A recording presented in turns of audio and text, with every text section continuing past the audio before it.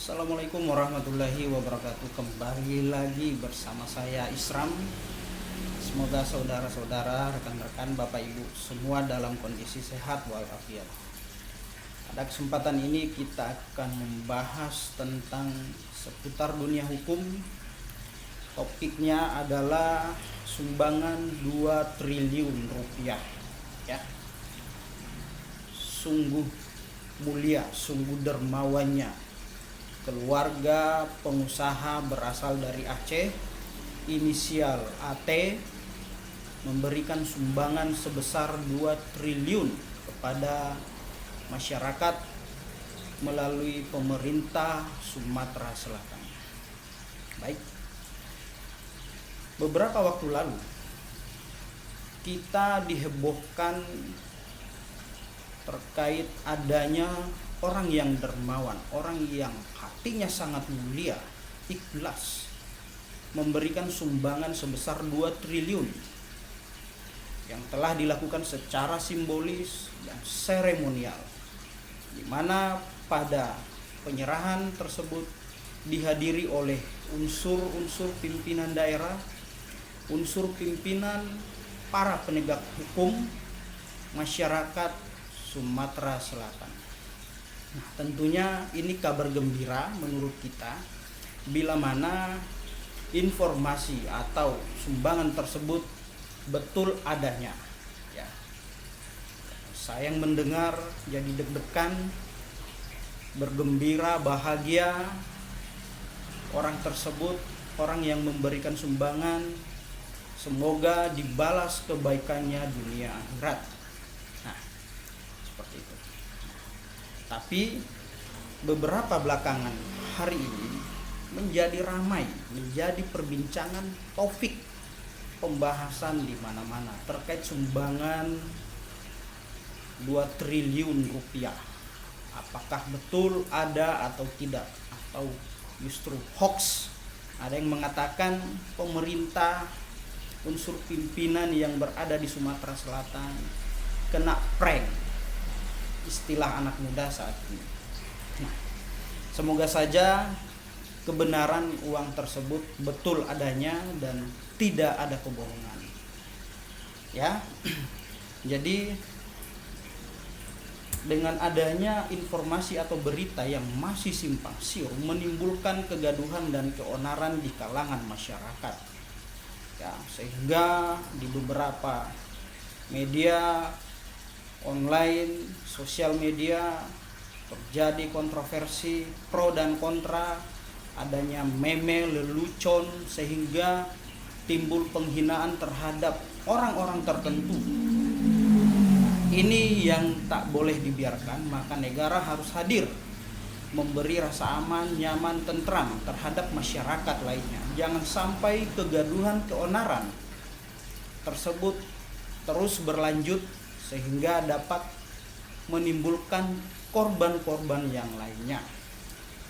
Yang ingin saya sampaikan pada kesempatan hari ini adalah ketika atau setiap orang telah dan saat melakukan perjanjian atau hubungan hukum atau serah terima, apalagi yang sifatnya sumbangan yang nilainya tidak sedikit 2 triliun rupiah, baiknya terlebih dahulu kita harus dan sangat teliti.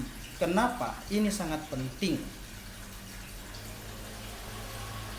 Kita harus teliti mengetahui kebenaran seluk-beluk objek yang akan menjadi barang yang ingin diserah terimakan. Pada hal lain, yang lain, ini bukan lagi persoalan ada atau tidaknya nominal uang tersebut, tapi ini menyangkut tentang harkat martabat, harga diri beberapa pemimpin daerah, unsur-unsur pimpinan. Ini yang harus dipertaruhkan.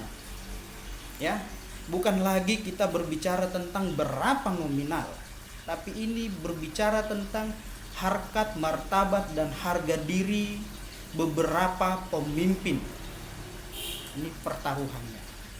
Ya. Jadi, baik, kita lanjut. Bapak Ibu sekalian, semoga hal ini tidak terulang lagi pada kehidupan kita yang datang, dan informasi tentang kebenaran adanya sumbangan uang 2 triliun segera kita dapatkan. Lalu bagaimana ketika sumbangan tersebut tidak ada, atau hoax atau nihil? Nah, dengan adanya kegaduhan di kalangan masyarakat keonaran, maka instrumen negara melalui aparat penegak hukum harus segera memberikan rasa nyaman, ketertiban, dan keamanan di masyarakat. Orang yang diduga telah memberikan sumbangan sebesar 2 triliun, ketika memang itu enggak ada, maka dapat dijerat dengan Undang-Undang nomor 1 tahun 1946 tentang peraturan hukum pidana. Pada pasal 15, dalam muatan materi pasal tersebut ialah keonaran dan kegaduhan. Saat ini kita lihat melalui sosial media terjadi keonaran, terjadi kegaduhan di kalangan masyarakat. Maka instrumen hukum melalui aparat penegak hukum segera menertibkan orang yang diduga telah melakukan kegaduhan dan sumber-sumbernya.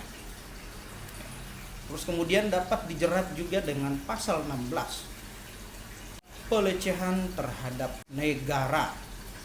Ya. Ini jelas aturan hukum dan sanksinya. Ya. Undang-Undang nomor 1 tahun 1946 tentang peraturan hukum pidana. Ya.